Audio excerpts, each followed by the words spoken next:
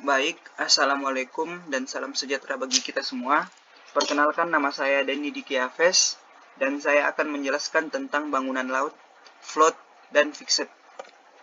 Pertama-tama kita akan membahas tentang bangunan laut float.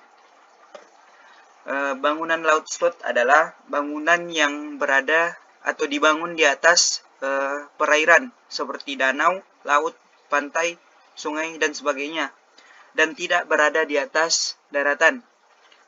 Kemudian tujuan dari pembuatan bangunan float ini adalah dikarenakan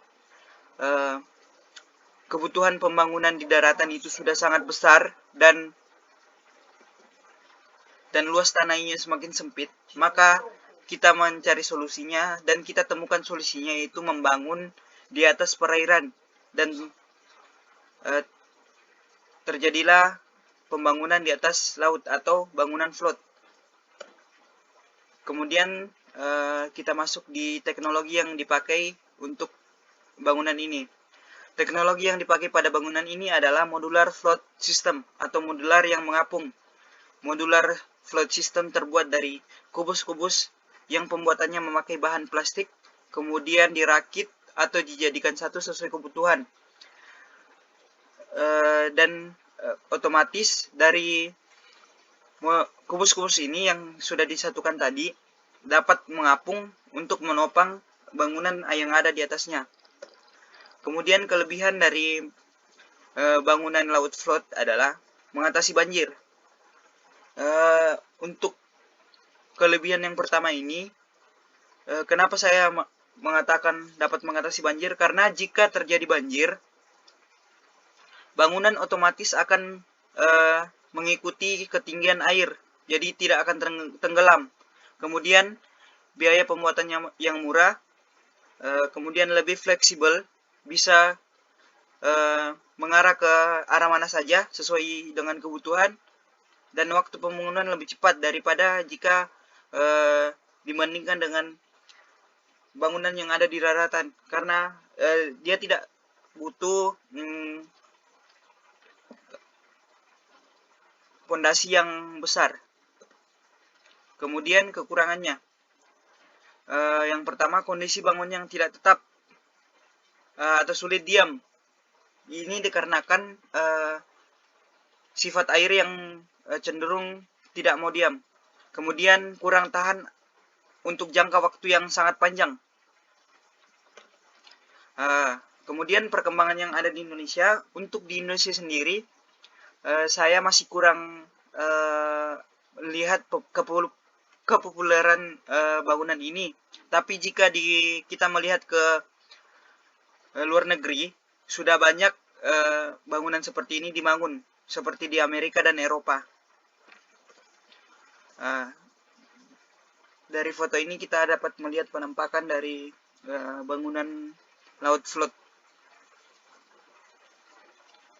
Kemudian kita lanjut ke bangunan laut fixed. Pengertian: bangunan laut fixed merupakan bangunan laut yang berada di atas perairan dan dibangun dan ditopang oleh struktur beton dan kaki-kaki baja yang ditambatkan langsung ke laut, dan biasanya digunakan dalam waktu yang sangat panjang. Jadi dari pengertian ini kita dapat mengetahui bahwa bangunan laut fixed adalah bangunan laut yang sangat permanen dan tahan lama.